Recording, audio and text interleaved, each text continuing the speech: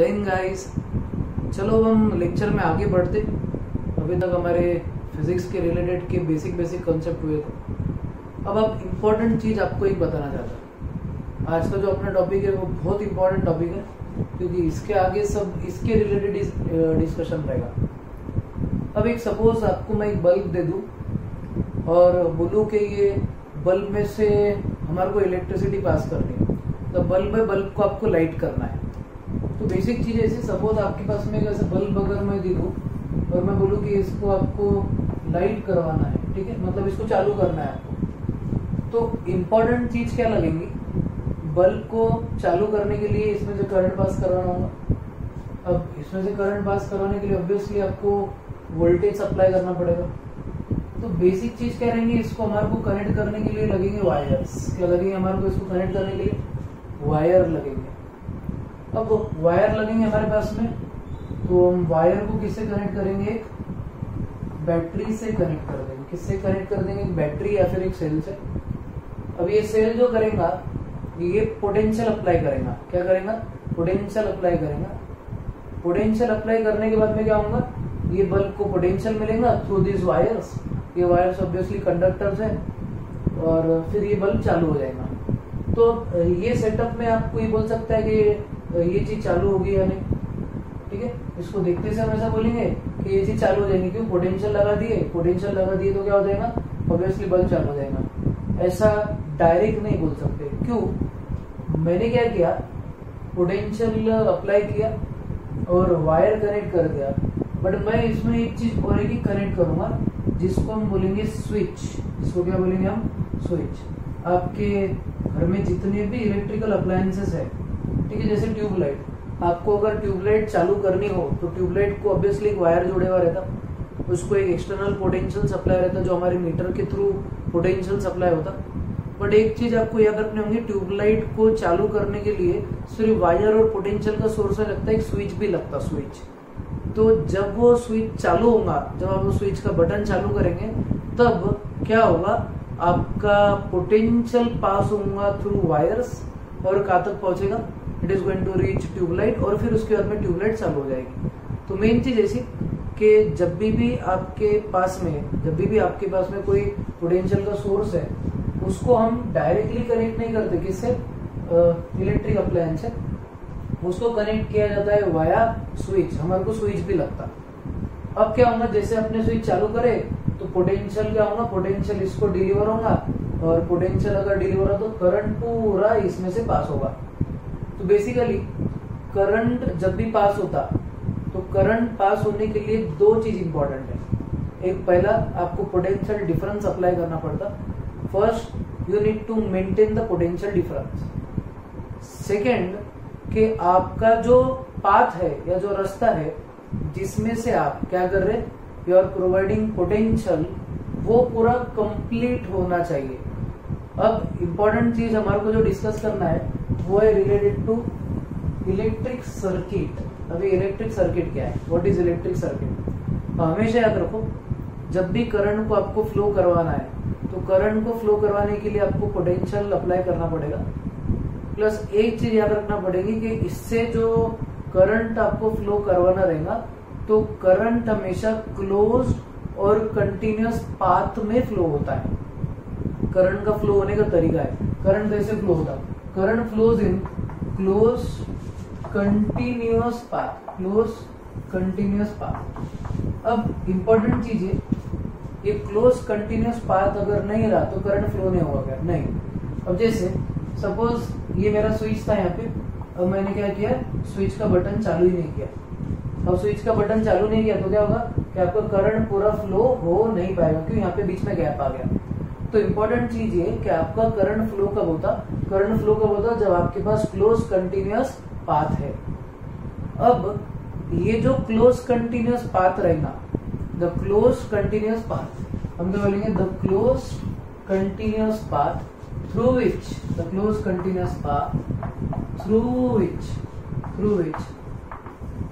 current flows is called electric circuit is called electric circuit. अभी electric circuit क्या रहेगा, what is called as electric circuit. सबसे important चीज, हम current को फ्लो करवाने की कोशिश कर रहे हैं।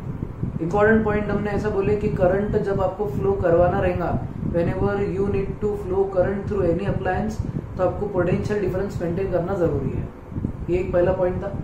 सेकेंड पॉइंट ये कि आपको पोटेंशियल डिफरेंस अप्लाई करने के साथ साथ आपको एक ऐसा रास्ता, एक ऐसा पाथ, एक ऐसा लूप तैयार करना पड़ेगा जो कंटिन्यूअस हो और क्लोज्ड भी हो। जो क्या हो, कंटिन्यूअस हो और क्लोज्ड भी हो।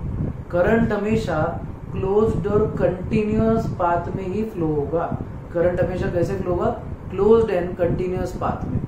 तो करंट को फ्लो करवाने के लिए जो पाथ, PATH पाथ मतलब जो रास्ता जो हमारे को लगेगा, उसको हम क्या बोलेंगे, that is called as electric circuit. तो what is called as electric circuit, electric circuit का definition, the closed and continuous path, the closed and continuous path through which electric current can pass, the closed and continuous path through which electric current can pass is called as electric circuit, is called as electric circuit। तो electric circuit क्या रहेगा, the closed continuous path through which electric current या current flows is called as electric circuit। तो अलग अलग तरीके से आप सर्किट के डेफिनेशन लिख सकते हैं। तो आपका इंपॉर्टेंट पॉइंट ध्यान ये रखना है, करंट को अगर फ्लो करवाना है तो क्या करना पड़ेगा, इलेक्ट्रिक सर्किट आपको सेटअप करना पड़ेगा। अभी इलेक्ट्रिक सर्किट के कौन कौन से अलग अलग कंपोनेंट रहते हैं, what are various components of electric circuit. तो आपको क्या करना है, सबसे पहले तो इलेक्ट्रिक सर्किट का आपको डेफिनेशन लिखना है। तो ये क्वेश्चन आपको होमवर्क के जैसा सॉल्व करना है। पहला क्वेश्चन आपको जो करना है वो डिफाइन इलेक्ट्रिक सर्किट, ठीक है। पहला पॉइंट जो रहेगा आपका, that will be define electric circuit, define electric circuit, this is the question. ये आपको लिखना है। अभी जो मैंने बोर्ड पे लिखा था वो ये वाला डेफिनेशन है। फिर से एक बार डेफिनेशन बोल देता, the close continuous path, the close continuous path through which electric current pass और through which electric current flows is called as electric circuit, ठीक है। एक जनरल पॉइंट आपको ध्यान रखना है। ये आपका 1 मार्क का क्वेश्चन है, this is question for 1 mark. Simple simple से क्वेश्चन चालू कर रहे हैं अभी। इंपॉर्टेंट टॉपिक है, तो ये इंपॉर्टेंट टॉपिक आपको ध्यान रखना है, ठीक है। ये हो गया आपका इलेक्ट्रिक सर्किट। अब इलेक्ट्रिक सर्किट में कौन कौन से कंपोनेंट्स हम लगा सकते हैं, ठीक है। अब नेक्स्ट क्वेश्चन आपका रहेगा, क्वेश्चन लिखो, right various components of, right various components of electric circuit, right various components of electric circuit. मतलब इलेक्ट्रिक सर्किट में क्या क्या प्रेजेंट रहता है ये आपको बोलना है, right various components of electric circuit. अब कौन कौन से ऐसे कंपोनेंट है जिसमें, कौन कौन से ऐसे कंपोनेंट है जो आप किसमें इंक्लूड कर सकते हैं, इलेक्ट्रिक सर्किट में, right various components of electric circuit. Electric circuit के वेरियस कंपोनेंट्स हमारे को लिखने हैं। तो इंपॉर्टेंट चीज ऐसी, इलेक्ट्रिक सर्किट में सबसे पहले जो लगेगा that will be conducting wires, conducting wires. ये सबसे इंपॉर्टेंट चीज है, क्योंकि बिना वायर की कोई सर्किट बना ही नहीं सकेंगे आप। तो सबसे पहला जो पॉइंट रहेगा that will be conducting wire. Conducting wire generally किसके बनते हैं, कॉपर, ठीक है। क्वेश्चन अगर ऐसा आया आपको कि conducting wires are made up of dash metal, तो आंसर क्या लिखना है आपको, कॉपर। कॉपर जो है ये कंडक्टिंग वायर में यूज होता है। और इंपॉर्टेंट चीज ऐसी, इसके पहले मैंने आपको एक पॉइंट बोला था, silver is best conductor of electricity. Silver electricity का बेस्ट कंडक्टर है। अब सिल्वर बेस्ट कंडक्टर है सर, फिर भी उसको यूज क्यों नहीं करते। अब सीधी सी बात है कि अगर सपोज सिल्वर के वायर आपने बनाना चालू कर दिए तो गांव में इतने चोर है कि वो वायर ही चुरा लेंगे। तो मेन चीज ऐसी कि कॉस्टली गिरता और चोरी के भी चांसेस ज्यादा रहते। First of all it is costly, अगर सेटअप कर भी तो चोरी होने के ज्यादा चांसेस है। लोग कॉपर वायर भी चुराते, मतलब लोगों का चोरी करने का तरीका बहुत मतलब एक हाइट रहती है वो चीज की। तो मेन पॉइंट आपको क्या बोलना है कि कॉपर जो उसकी कंडक्टिविटी बहुत अच्छी है, मतलब सिल्वर जितनी नहीं उससे थोड़ी कम है, बट बहुत अच्छा कंडक्टर है कॉपर इलेक्ट्रिसिटी का। सेकेंड इंपॉर्टेंट चीज आपकी ऐसी कि ये सस्ता गिरता है as compare to that of silver, उसका कॉस्ट भी कम है। इसके लिए कॉपर वायर हम कहीं यूज करते हैं for making of conduction wires. Important point आपको ये ध्यान रखना है। तो अलग अलग कंपोनेंट जो हमारे को क्या कर रहे हैं, सर्किट बनाने में। तो ये जो बोलेंगे डायग्राम पे से वायर दिख रहा है हमारे को। फिर उसके बाद में हम बोलेंगे कि इसमें स्विच लगेगा, स्विच ऑब्वियसली स्विच लगता इलेक्ट्रिक सर्किट में। फिर हमारे को लगेगा सेल और बैटरी, सेल और बैटरी, ठीक है। फिर उसके बाद में हमको जो लगेगा that will B load. Load का मतलब रहता है इलेक्ट्रिक डिवाइस, लोड का मतलब रहेगा इलेक्ट्रिक डिवाइस, इलेक्ट्रिक डिवाइस। अब मेन चीज ऐसी कि जो भी लोड है या जो इलेक्ट्रिक डिवाइस है, तो इसको हम जनरली क्या बोलते हैं, लोड या इलेक्ट्रिक डिवाइस को हम बोलेंगे it is resistance, it is क्या, रेजिस्टेंस, ठीक। अब इम्पोर्टेंट पॉइंट ध्यान रखो कि सपोज कोई मेरे पास में डिवाइस है इलेक्ट्रिक अप्लायंस जिसमें से मेरे को करंट पास करवाना है, भले वो कंडक्टर क्यों ना हो। मैंने कंडक्टर के रिलेटेड आपको एक पॉइंट बोला था, कंडक्टर्स आर दो substances through which electricity can pass. Second point बोला था दे हैव लो रेजिस्टेंस, मैंने बोला था दे हैव लो रेजिस्टेंस। अब जब भी आप कोई इलेक्ट्रिक अप्लायंस को इलेक्ट्रिक सर्किट में रिप्रेजेंट करते, जब भी कोई आप इलेक्ट्रिक अप्लायंस को इलेक्ट्रिक सर्किट में रिप्रेजेंट करते ना, तो आपको वो इलेक्ट्रिक अप्लायंस का नाम लिखने की जरूरत नहीं है। आप क्या करो, उसके जगह पे रेजिस्टेंस निकाल दो। क्या निकाल दो, रेजिस्टेंस। रेजिस्टेंस बेसिकली ये है कि अगर सपोज कोई सब्सटेंस है उसमें से आप इलेक्ट्रिसिटी पास करवाने की कोशिश कर रहे, तो सब्सटेंस इलेक्ट्रिसिटी यानी इलेक्ट्रॉन्स के मूवमेंट को अपोज करता, उस पर पूरा हमारा रेजिस्टेंस पे हम कम से कम 2 से 3 लेक्चर पढ़ेंगे, उसके प्रॉब्लम्स भी बहुत सारे सॉल्व करेंगे। तो अभी रेजिस्टेंस का डेप्थ में अगर कोई पॉइंट नहीं समझ में आए तो कोई इशू नहीं, हम धीरे धीरे धीरे धीरे से हमारा कंसेप्ट बिल्ड कर रहे हैं। तो अभी सिर्फ नाम याद रखो रेजिस्टेंस। अगर सपोज मेरे को बोला गया है कि भाई इलेक्ट्रिक हीटर रिप्रेजेंट करो, तो इलेक्ट्रिक हीटर के जगह पे क्या रिप्रेजेंट कर देंगे हम, रेजिस्टेंस। तो अब जब आप सर्किट डायग्राम निकालोगे तो सर्किट डायग्राम में आपको एसी भी आएगा, फिर बाद में हीटर आएगा, फिर उसके बाद में टेलीविजन सेट आएगा, तो अलग अलग चीजें आएंगी। तो हर बार आपको टेलीविजन सेट, फिर उसके बाद में रेफ्रिजरेटर, इसके डायग्राम निकालते नहीं बैठना है। क्या करना है आपको, सिंपल एक रेजिस्टेंस निकाल देना है और उसकी वैल्यू हमारे प्रॉब्लम में दी हुई रहेगी, ठीक है। तो मेन चीज ऐसी सर्किट डायग्राम में क्या क्या लगेगा, कंडक्टिंग वायर लगेगा हमारे को, स्विच लगेगा, फिर उसके बाद में सेल लगेगा, बैटरी लगेगा, फिर उसके बाद में लोड लगेगा। लोड को ही हम क्या बोल रहे हैं, इलेक्ट्रिक डिवाइस, जिसको हम रिप्रेजेंट करेंगे बाय मीन्स ऑफ रेजिस्टेंस। इसमें हम वायर्स के साथ साथ में हम क्या बता सकते हैं, एमीटर बता सकते हैं, वोल्ट मीटर भी बता सकते हैं। एमीटर, वोल्ट मीटर, एमीटर का के लिए यूज होता है for measurement of current, voltmeter क्यों, for obviously for measurement of voltage, ठीक है। तो एमीटर, वोल्ट मीटर, गैल्वेनोमीटर, ये सब चीजें हम रिप्रेजेंट कर सकते हैं। तो बहुत सारी अलग अलग चीजें हमारे को लगेंगी फॉर क्या, circuit diagram, sorry electric circuit. तो इलेक्ट्रिक सर्किट क्या है और उसके वेरियस कंपोनेंट्स क्या है, तो what is called electric circuit. Electric circuit में इंपॉर्टेंट सी चीज ऐसी बोल रहा हूं मैं, इलेक्ट्रिक सर्किट में करंट फ्लो होता, या फिर ऐसा बोल सकते हैं the closed continuous path through which electricity will pass और इलेक्ट्रिसिटी विल फ्लो और current will flow is called electric circuit. अब अलग अलग कंपोनेंट्स हैं, तो जिसमें बैटरी है, सेल है, वायर है, एमीटर है, वोल्ट मीटर है, लोड है, लोड की जगह हम रेजिस्टेंस भी यूज कर सकते हैं, ठीक है। तो ऐसे बहुत सारे हम इंस्ट्रूमेंट्स किसमें कनेक्ट कर सकते हैं, इलेक्ट्रिक सर्किट में। अब इम्पोर्टेंट पॉइंट ये है अपना कि इलेक्ट्रिक सर्किट को रिप्रेजेंट कैसे करते हैं। हम इलेक्ट्रिक सर्किट को डायग्रामेटिक वे में रिप्रेजेंट करते हैं। Electric circuit is represented in diagrammatic manner. तो अब ये इलेक्ट्रिक सर्किट को जब हम डायग्रामेटिक मैनर में रिप्रेजेंट करेंगे, ठीक है, डायग्रामेटिक मैनर में उसको जब हम रिप्रेजेंट करेंगे तो उसको हम सर्किट डायग्राम बोलेंगे। क्या बोलेंगे हम उसको, सर्किट डायग्राम। तो आपका नेक्स्ट क्वेश्चन ऐसा रहेगा, define circuit diagram. Next question ऐसा, डिफाइन सर्किट डायग्राम।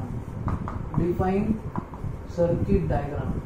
अलग अलग सर्किट डायग्राम के डेफिनेशन रह सकते हैं, अपन सबसे सिंपल वाला जो डेफिनेशन है वो वाला लिखेंगे, डिफाइन सर्किट डायग्राम। अब सर्किट डायग्राम क्या रहेगा, pictorial representation, pictorial representation of electric circuit pictorial representation of electric circuit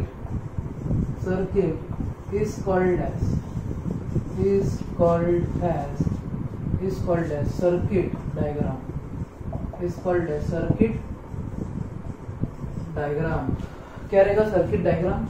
pictorial representation of electric circuit is called circuit diagram. अब अगर सपोज हमने क्या करें, अगर हमने कोई सर्किट ली है, सर्किट को हमारे को अगर रिप्रेजेंट करना है तो पिक्टोरियल रिप्रेजेंटेशन, पिक्टोरियल मतलब पिक्चर निकालना है आपको, डायग्राम निकालना है. तो जब आप पिक्टोरियल रिप्रेजेंट करेंगे कोई भी इलेक्ट्रिक सर्किट को, तो उसके रिप्रेजेंटेशन को सर्किट डायग्राम बोला जाएगा. What is circuit diagram? Circuit diagram is the pictorial representation of electric circuit. Electric circuit का जो पिक्टोरियल रिप्रेजेंटेशन है उसको हम सर्किट डायग्राम बोलेंगे. अब सर्किट डायग्राम में एक्चुअल अप्लायंसेस निकालने की जरूरत नहीं रहती. ठीक है, सर्किट डायग्राम को हम कैसे निकालेंगे? सर्किट डायग्राम इज ड्रॉन, आगे का पॉइंट ध्यान रखो. Circuit diagram is drawn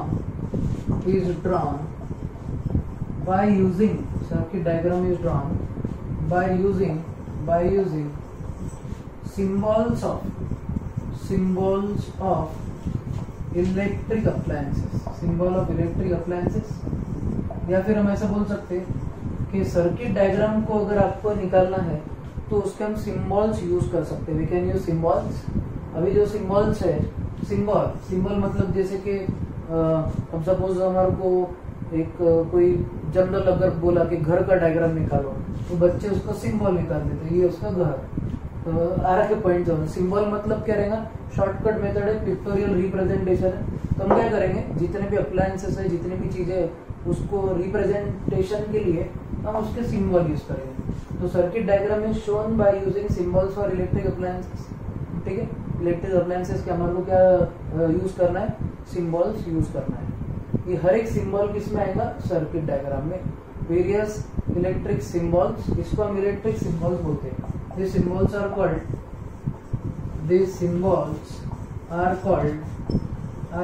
electric symbols. These symbols are called electric symbols. ये symbols को हम electric symbols बोलते हैं. These symbols are called as electric symbols. ये symbols को हम electric symbols बोलेंगे. तो electric symbols यूज करके हम क्या रिप्रेजेंट करने वाले हैं? Circuit diagram. तो अभी तक का जो पॉइंट हुआ हुआ ऐसा कि इलेक्ट्रिसिटी को फ्लो करवाना है तो क्या करना पड़ेगा? पहले पोटेंशियल डिफरेंस अप्लाई करना पड़ेगा. सेकेंड चीज, आपको क्लोज कंटिन्यूअस पाथ मेंटेन करना पड़ेगा. क्लोज कंटिन्यूअस पाथ जो रहेगा that will be called as कौन सा चीज बोलेंगे उसको? Electric circuit. सेकेंड चीज, अब इलेक्ट्रिक सर्किट में बहुत सारी चीजें रहेंगी. कॉपर वायर, फिर उसके बाद में हम बोल सकते हैं बैटरी सेल, फिर उसके बाद में लोड, रेजिस्टेंस, फिर एमीटर, वोल्टमीटर, गैल्वेनोमीटर, ऐसी बहुत सारी चीजें. अब इनको जब हम रिप्रेजेंट करेंगे पिक्टोरियल वे में तो उसको हम कौन सा डायग्राम बोलेंगे? That will be called as circuit diagram. Circuit diagram के लिए क्या लगेगा? Electric symbols. क्या रहेगा? Electric symbols. तो सर्किट डायग्राम निकालने के लिए हमको इलेक्ट्रिक सिंबल्स यूज करना पड़ेंगे. तो अब इम्पोर्टेंट नेक्स्ट वाला टॉपिक लिखो, ड्रॉ वेरियस इलेक्ट्रिक सिंबल्स. आपको अलग अलग टाइप के इलेक्ट्रिक सिंबल्स निकालना है. बहुत इंपॉर्टेंट चीज है. आपको मैं एक एक डायग्राम कैसे निकालना बता था, तो प्लीज जो भी मैं बता रहा हूँ उसको सिंसियरली आपको क्या करना है? नोट डाउन करना है, ड्रॉ करना है, प्रैक्टिस करना है सब चीजें. क्योंकि अपने को प्रॉब्लम्स भी आएंगे. जब प्रॉब्लम आएंगे तो अपने को सिंबल मालूम रहना. पहले 7 दिन तो अपने बेसिक ही चलने वाले हैं. एक बार अपना बेसिक अगर समझ गया तो फिर एक से एक न्यूमेरिकल सॉल्व करेंगे अपन. न्यूमेरिकल्स में तो बहुत मजा आएंगे तुम्हारे को. तो ऐसा सन सन सन सन सन सन सॉल्व करेंगे, मजा ही मजा. अब आगे का पॉइंट देखो अपना, इलेक्ट्रिक सिंबल्स. इलेक्ट्रिक सिंबल्स, अभी इलेक्ट्रिक सिंबल्स क्या रहेंगे? इलेक्ट्रिक सिंबल में अब कॉपर वायर तो हर बार वायर निकालने की जरूरत नहीं, उसका सिंबल निकाल दो. बल्ब निकालना है तो बल्ब का सिंबल निकाल दो. मैं आपको अलग अलग सिंबल बताता, तो एक एक सिंबल आपको नोट करना है. ठीक है, तो सबसे पहला जो सिंबल है that is for cell. Cell को रिप्रेजेंट कैसे करते? ड्रॉ करते टाइम पे ध्यान रखो, एक वर्टिकल लाइन बड़ी वाली और दूसरी वर्टिकल लाइन उसके बाजू में, बट एक बड़ी रहेगी एक छोटी रहेगी। इसको आपको इस तरीके से रिप्रेजेंट करना है। फिर इसको हम देंगे पॉजिटिव, इसको बोलेंगे नेगेटिव। ये पॉजिटिव टर्मिनल, ये नेगेटिव टर्मिनल, ये सब डिस्कशन करेंगे हम आगे, पॉजिटिव नेगेटिव किसको क्या कनेक्ट करना है वगैरह। ये पहला जो रहेगा इसको हम बोलेंगे सेल। सेल क्या करता, पोटेंशियल अप्लाई करता है, तो सेल को हम इस तरीके से रिप्रेजेंट करेंगे। फिर उसके बाद में नेक्स्ट जो रहेगा बैटरी, क्या रहेगा, बैटरी। ठीक है, शाहरुख खान का एक पिक्चर का देखो, कौन सा पिक्चर में मालूम, बच्चे आंसर भी देंगे जिसमें बोलता है सब कुछ बोलने का लेकिन बैटरी नहीं बोलने का। कौन सा वाला था, मैं मालूम है तुम आंसर दे रहे। ठीक है, तो जब क्लास चालू होंगी तब आंसर देना कौन सा वाला, याद रखना पहला क्वेश्चन, उसको भी चॉकलेट रहेंगे। बैटरी, अरे बैटरी तो है, उसके रिलेटेड का पॉइंट क्या रहेगा, हम बैटरी का डेफिनेशन बनाएंगे सबसे पहले। What is called battery, collection of large number of cells, collection of large number of cells is called battery, collection of large number of cell is called battery. तो battery जो रहेंगी ना, उसमें निकालते वक्त आपको क्या ध्यान रखना है, तो जैसे अब बैटरी आपको निकालने का है, बैटरी में सपोज 3 सेल है, तो मैंने क्या करा, पहला सेल निकाला positive negative, positive negative, positive negative, positive negative. ये जो रहेगा ये हो जाएगा हमारा बैटरी। ये हो गया आपका सिंबल, किसका, बैटरी का सिंबल हो गया, this is symbol for battery. तो पहला cell, collection of large number of cell is called battery, तो मैंने बैटरी निकाल दिया। कितने सेल इसमें टोटल, 3, ये 1, ये 2 और ये 3। शुरुआत पॉजिटिव से करने का, वर्टिकल लाइन बड़ी वाली, और एंड छोटी लाइन से करने का, वर्टिकल लाइन। ठीक है, तो हो गया आपका बैटरी। फिर उसके बाद में हम बोलेंगे connecting wires, connecting wires. Wires किसके बने हुए रहेंगे, ऑब्वियसली कॉपर के। वायर का अपन रिप्रेजेंटेशन कर लेते पहले, first will draw for wire, फिर उसमें 2 टाइप रहेंगे। पहले वायर बता देता आपको, ये जो रहेगा वायर को कैसे रिप्रेजेंट करेंगे हम, वायर को इस तरीके से रिप्रेजेंट करने का। ठीक है, ये एक वायर है अपना। अब देखो 2 टाइप के वायर कैसे कैसे आपको यूज करने को बता देता हूँ। अब अगर सपोज ये वायर है, दिस इज 1 वायर, अब इसको मैं और एक वायर अटैच कर रहा हूँ, अटैच मतलब जोड़ रहा हूँ। ये वायर, इसको मैं और एक वायर जोड़ रहा हूँ, तो मतलब ये वायर्स कैसे, कनेक्टेड वायर्स। तो कनेक्टेड वायर्स को कैसे रिप्रेजेंट करते हैं, ठीक है, पहले नॉर्मल वायर, फिर उसके बाद में मैं बोलूंगा connected wire. Connected wire, connected wire को मैं इस तरीके से रिप्रेजेंट करूंगा। ये आपकी एक लाइन, ये वायर, प्लस यहाँ पे आपको एक डॉट निकालना है और एक इधर से वायर निकाल देना, तो ये हो जाएगा कनेक्टेड वायर। ठीक है, तो अभी तक कितना पॉइंट ड्रॉ करो, चलो, cell, battery, wire, connected wire. अब उसके बाद का पॉइंट बताता हूँ। उसके आगे का पॉइंट ऐसा है, आपके पास में क्या है, आपके पास में एक वायर है। अब इसके ऊपर से या इसके पीछे से, इसके सामने से या इसके पीछे से वायर पास हो रहा। एक वायर है, वायर के सामने से एक वायर पास हो रहा, वायर के पीछे से एक वायर, बट इन दोनों के बीच में आप देख रहे होंगे, इन दोनों के बीच में कनेक्शन नहीं है। इन दोनों के बीच में क्या नहीं है, कनेक्शन नहीं है। ठीक है, तो अगर सपोज आपके पास में एक वायर है, अब उसके आगे से या उसके पीछे से, उसके बाजू से, कहीं से अगर वायर जा रहा है, but this wires do not have physical contact between them, ये वायर्स के बीच में फिजिकल कॉन्टैक्ट नहीं है, तो उसको रिप्रेजेंट कैसे करते हैं। ठीक है, wires without physical contact, wires without physical contact या कॉन्टैक्ट, विदाउट कॉन्टैक्ट, इन दोनों के बीच में कॉन्टैक्ट नहीं है, उसको हम ऐसे रिप्रेजेंट करते हैं। ठीक है, क्या करना एक बार फिर बता देता आपको। पहले क्या करो आप, सबसे पहले आप एक वायर निकालो ऐसा।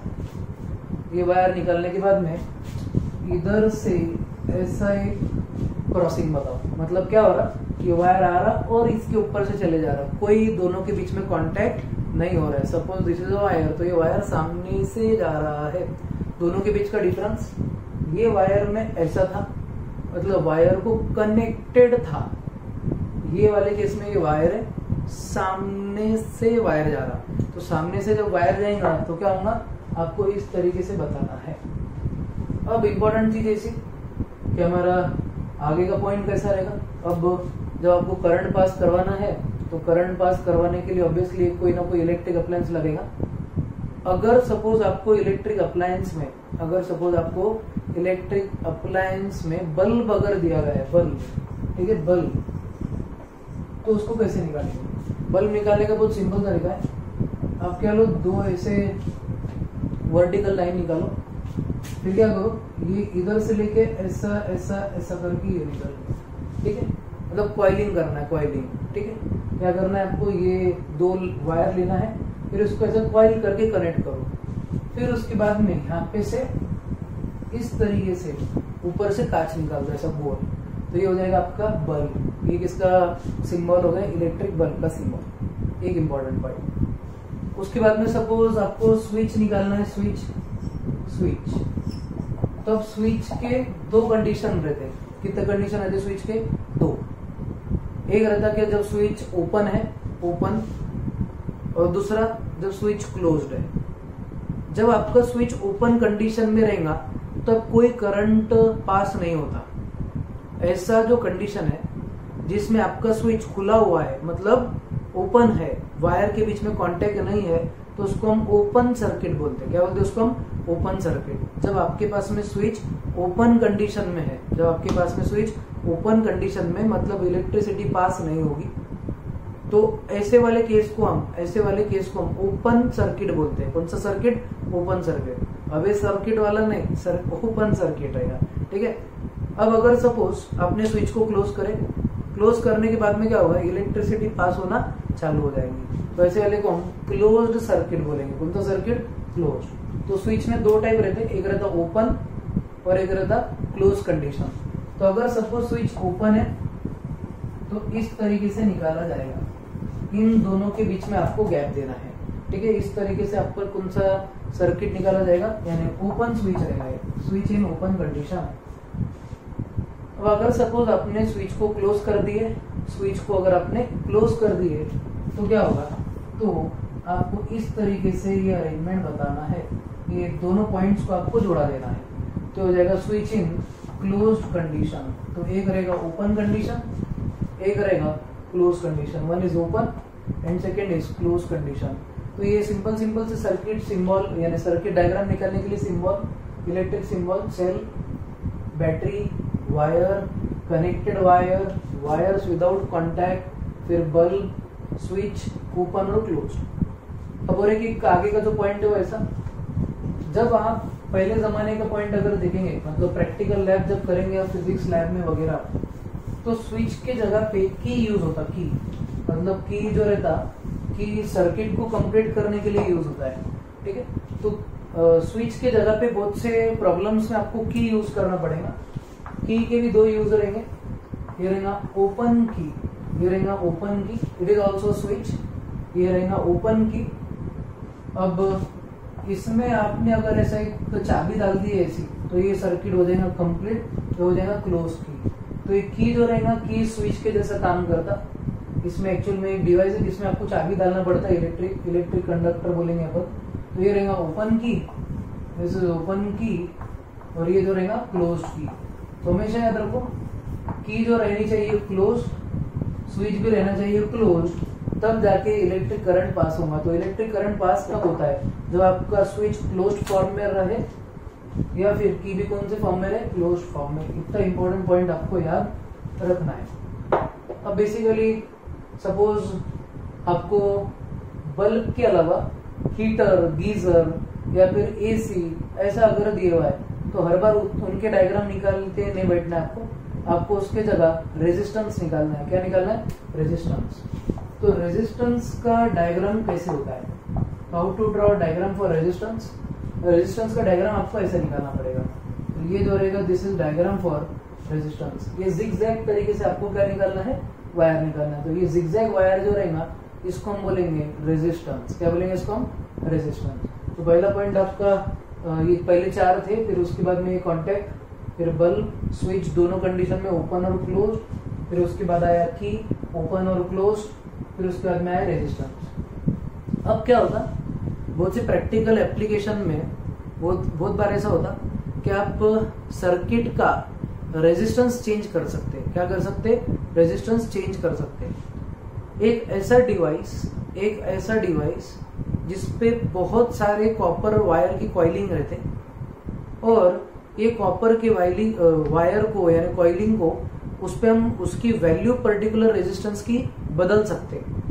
एक ऐसा डिवाइस जिसपे बहुत सारे कॉइलिंग्स रहते वायर के और हम क्या कर सकते हैं, वो वायर का रेजिस्टेंस बदल सकते हैं। मतलब रेजिस्टेंस दो टाइप के रहेंगे, एक जिसमें वैल्यू ऑफ रेजिस्टेंस कांस्टेंट रहेंगी डिवाइस की, दूसरा ऐसा अरेंजमेंट जिसमें हम रेजिस्टेंस की वैल्यू बदल सकते हैं।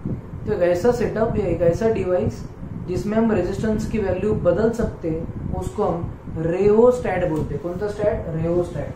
तो रेओस्टैट का डायग्राम क्या रहेगा? रेओस्टैट का डायग्राम इस तरीके से आपको निकालना है।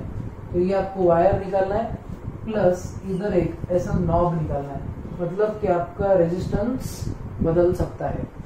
इसको और एक तरीके से निकाल सकते हैं आपको रेजिस्टेंस निकालना है ऐसा और यहाँ पे एक एरो दे देना है। एरो का मतलब ये कि आप रेजिस्टेंस की वैल्यू चेंज कर सकते। अगर रेजिस्टेंस की वैल्यू चेंज कर सके हम तो उसको हम वेरिएबल रेजिस्टेंस बोलते हैं। That is called variable resistance. ठीक है, तो ये सिंबल है किसका? वेरिएबल रेजिस्टेंस का। And this is symbol of rheostat. तो रेओस्टैट का सिंबल कुछ इस तरीके से आपको निकालना पड़ेगा। तो नॉर्मल रेजिस्टेंस का सिंबल प्लस उसको एक नॉब दे देना है बाय एन एरो रिप्रेजेंट करना है, या फिर एक ऐसा भी एरो दे सकते जिसका मतलब हम रेजिस्टेंस सर्किट का बदलेंगे। वो आगे मैं पूरा डिटेल में और बताऊंगा रेजिस्टेंस के बारे में। रेजिस्टेंस, रेओस्टैट, उसका डायग्राम वगैरह सब आपको आगे बताऊंगा। रेजिस्टेंस पे 2-3 लेक्चर्स बनेंगे हमारे, वो बोला भी मैंने। ठीक है, तो अभी के लिए सिर्फ सिंबल सबको प्रैक्टिस करने हैं। फिर उसके बाद में आगे का जो आएगा सिंबल हमारा वो ऐसा कि अगर आपको सर्किट को प्रोटेक्ट करना है, ठीक है, सर्किट को अगर आपको प्रोटेक्ट करना है तो सर्किट को प्रोटेक्ट करने के लिए फ्यूज वायर लगता। क्या लगता? Fuse wire. तो फ्यूज वायर क्या रहेगा? What is representation of fuse wire? Fuse wire को हम ऐसे रिप्रेजेंट कर सकते हैं, फ्यूज वायर में हम ऐसा बोलेंगे कि आपको पहले 2 सर्कल निकालने हैं और इन दोनों को ऐसे कनेक्ट कर देना है। This will be your fuse wire. ठीक है, ये रिप्रेजेंटेशन किसका रहेगा? आपके फ्यूज वायर का रिप्रेजेंटेशन। अगर सपोज आपको करंट मेजर करना है सर्किट में से तो आपको लगेगा एमीटर। तो एमीटर ऐसा रहेगा, इसको हम ए से रिप्रेजेंट करेंगे प्लस माइनस। अगर सपोज आपको करंट की क्वांटिटी प्लस उसका डायरेक्शन भी मेजर करना है तो हम यूज करेंगे गैल्वेनोमीटर। गैल्वेनोमीटर को मैंने पहले बताया था वैसे इसका सिंबल दोनों का ये रहेगा जी प्लस और माइनस। गोल निकालना है आपको, उसमें जी निकालना है, प्लस और माइनस देना है, प्लस माइनस ऐसा एमीटर गैल्वेनोमीटर। अगर आपको लेना है वोल्ट मीटर तो वोल्ट मीटर भी आप यूज कर सकते हैं। वोल्ट मीटर कुछ इस तरीके से दिखेगा, गोल निकालना है प्लस माइनस और अंदर लिख देना है वी।